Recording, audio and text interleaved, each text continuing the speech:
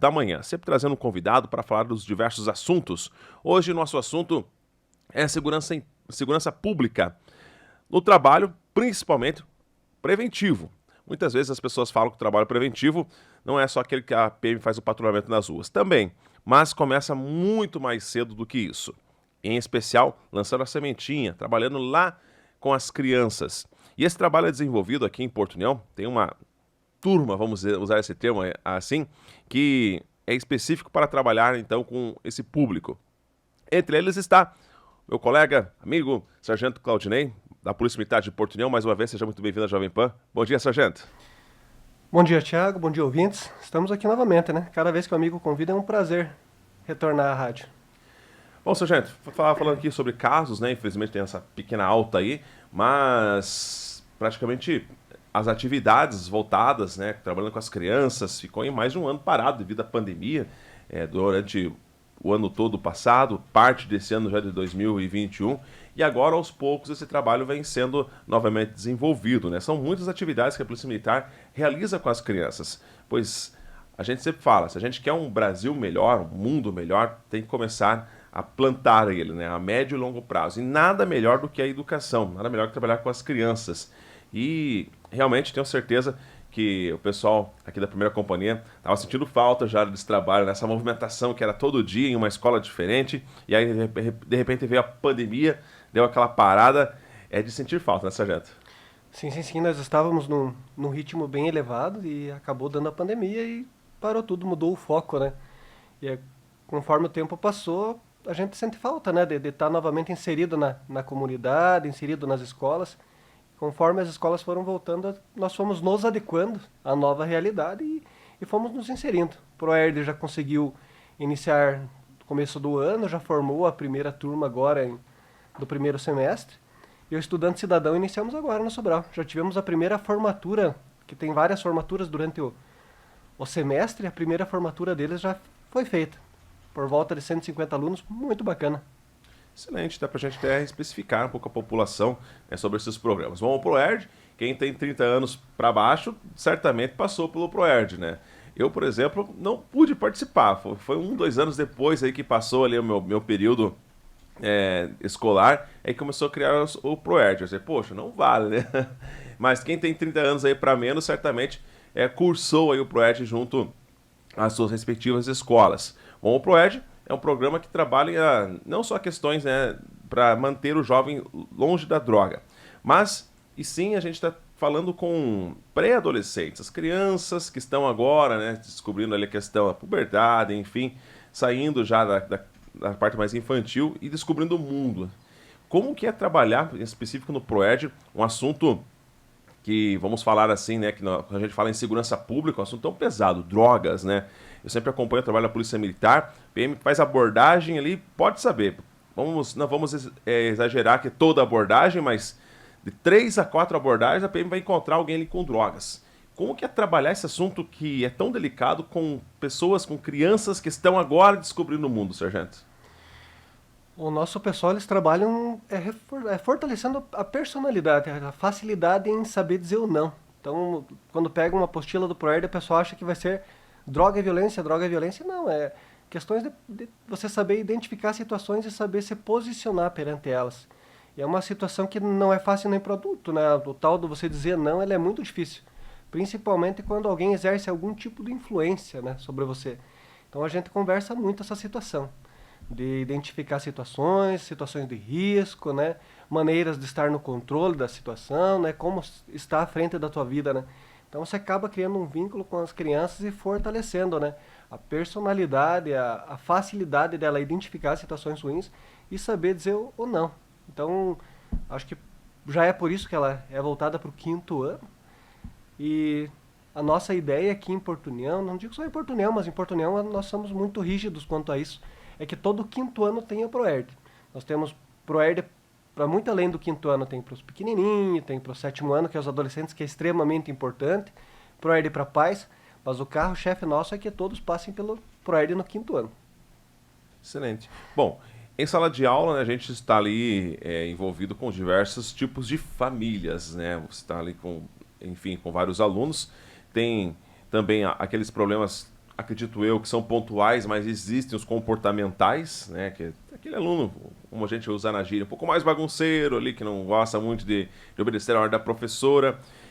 E quando entra um policial militar dentro de sala de aula, com todo o respeito aos professores, não estou falando que eles não têm esse respeito, não impõem esse respeito aqui aos alunos, mas o policial é questão um pouco diferente, né? Eu já pude acompanhar algumas formaturas já em anos anteriores do pessoal desde a fila, né? Tomando certinho espaço, você olha assim, pessoal milimetricamente, assim, um atrás do outro, bem certinho, enfim, tem as vozes de comando que são dadas, que são obedecidas.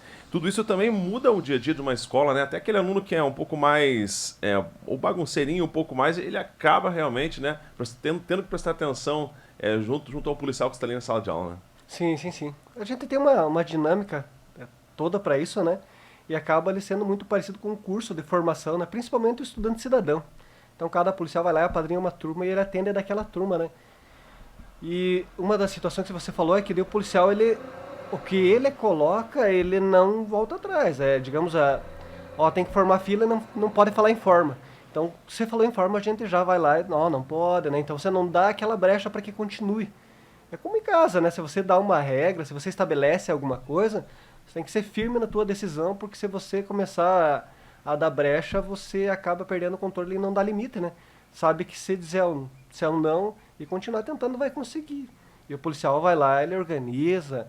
Então nós vamos, que nem do estudante cidadão, vamos lá, cuidamos da entrada, somos muito rígidos com referência ao horário, porque, né, se é 1 hora, que é o horário da escola, é 1 hora fechou o portão, entra pela secretaria, se justifica, porque é questão de responsabilidade. Ainda aqui na escola, nós conseguimos, como em casa, você educar, você auxiliar, você dar apoio, você dar um suporte, mas quando chega a fase da adolescência, a fase adulta, eles têm bastante dificuldade. Quem não tem limite, quem não tem um exemplo bom em casa, que a gente fala muito de exemplo, né? Às vezes o pai fala que algo é ruim, mas ele não faz. Então a criança ela não tem um parâmetro.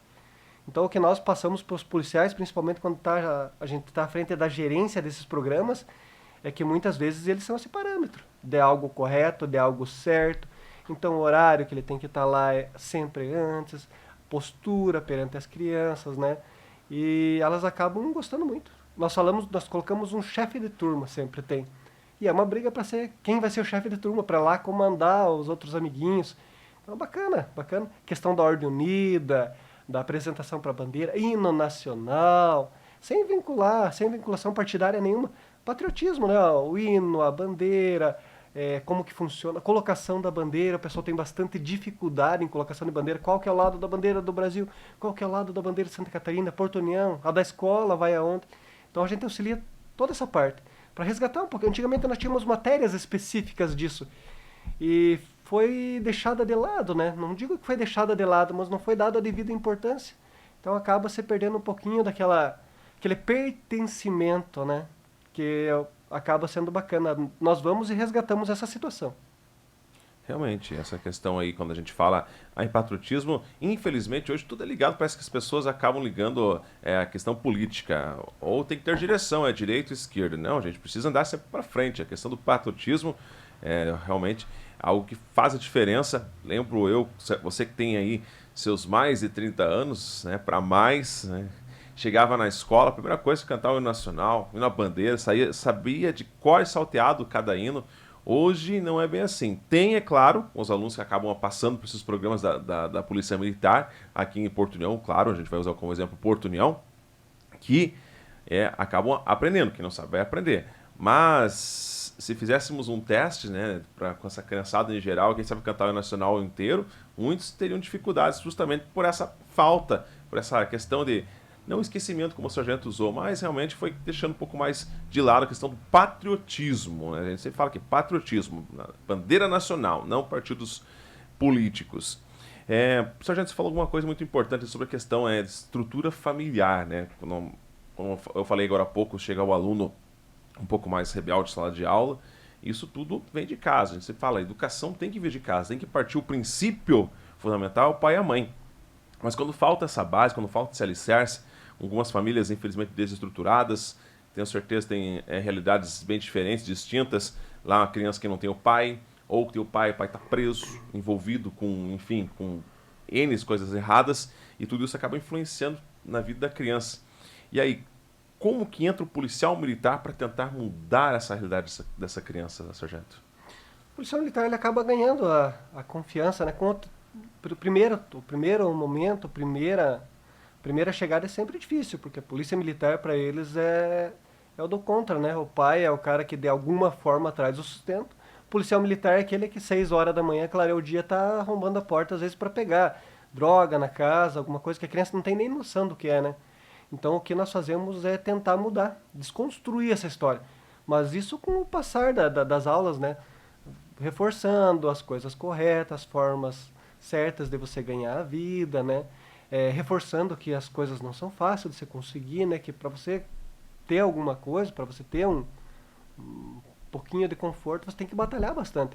E a diferença para esses alunos é a escola, é estudo, para eles ter um conforto, para eles mudar essa realidade, estudar, estudar, estudar, estudar. Então o policial vai repassando, vai desconstruindo devagar, sem pontuar pai, sem pontuar mãe, mas mostrando que algumas atividades não são legal, que algumas atividades são legal, que toda situação tem punição, né? Que vai ter punição. E eles começam a identificar isso. Porque o pai de repente já foi preso, já ficaram separados do pai por um tempo, ou estão separados dos pais. Alguns o pai e a mãe preso, morando com a avó. Então tem toda uma dificuldade e começa a ver realmente que não é um caminho legal. Que de começo, com algumas situações que você pega, ele chega a ser respeitado perante a escola, perante os colegas, perante os professores, porque o pai é alguém que era uma referência negativa na comunidade e causava um certo receio. Então o que nós colocamos como policiais, como instrutores do ProERD? Que não, que tem punição, que fez, vai pagar, que, né, que aconteceu algo errado, né? Que o pai não está preso porque ele é o cara, né? Olha, né? Não, que está preso porque cometeu alguma ilegalidade e vai ter que ficar um tempo afastado da comunidade para refletir que aquela forma de viver não é legal, né? E daí vai reconstruindo, colocando a figura do professor, que é quem vai estar semana inteira com eles, como a figura de responsabilidade, do policial militar, né? Colocando algumas profissões.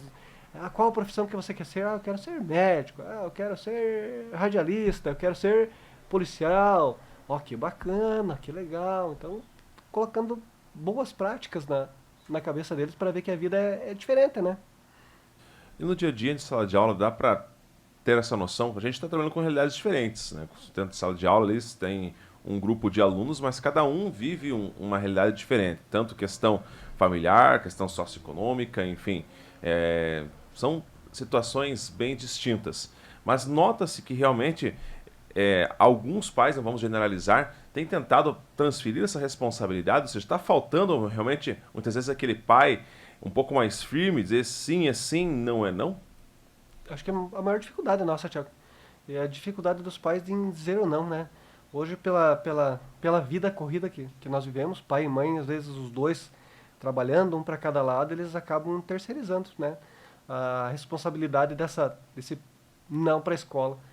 Chega em casa, às vezes os dois cansados, né? Daí alguma forma de você repassar esse momento com a criança, no lugar de ir lá orientar, ver o material escolar. Acaba dando celular, às vezes para não se incomodar, um tá no celular, o outro tá na televisão. Então acaba não sendo essa figura, né, de responsabilidade. Eu não digo não é uma figura impositiva, mas uma figura de responsabilidade. O pai tem que transmitir responsabilidade, né? Eu falo muito na questão militar, né? Quando você está sob gerência de alguma sessão, alguma coisa assim, você tem que ter responsabilidade. Quando chega o problema, você tem que saber resolver, assumir a função, né? Pai é a mesma coisa, o pai tem que assumir a função de pai, tem que saber dizer o não, porque sim é fácil, né? O celular você entregar, você deixar que coma o que ele quiser, sem ter um cuidado específico, deixar que faça qualquer coisa, aí começa a pesar na escola, porque chega numa instituição que tem regras, aquilo não é legal. Se eu levanto a hora que eu quero, eu vou dormir a hora que eu quero, eu como da forma que eu quiser, aonde eu quiser. Eu não digo que tem que ter regra específica, mas você tem que ter umas regras. Lá em casa as refeições são na mesa, é o horário que todo mundo se reúne ali. Então, cada um coloca as suas regras, horário de dormir, horário de levantar, posicionar bem a questão de horário de celular para que aquilo não seja frequente. Eu vejo que muitas crianças hoje perderam alguns costumes de ler um livro, né? Porque tudo é celular, tudo é celular. Ah, não, mas eu li no celular. Será que ele leu? Então, posicionar, né? Vai ter o celular, mas vai ser de tal hora, tal hora. Ver se realmente tem idade para ter o celular. Hoje os pais dão o celular para as crianças com pouca idade. Daí tem que, para ter um WhatsApp, para poder ter um Facebook, tem que fazer uma coisa ilegal, que é colocar no seu nome. Compra um chip no teu nome e cadastra para criança. Mente a idade para criar uma mídia social. Né? Então acaba já começando aí a ilegalidade, a irresponsabilidade. Tá? Dessa forma posiciona que existem leis, mas que podem ser burladas, né? Você faz uma educação inversa, educação errada.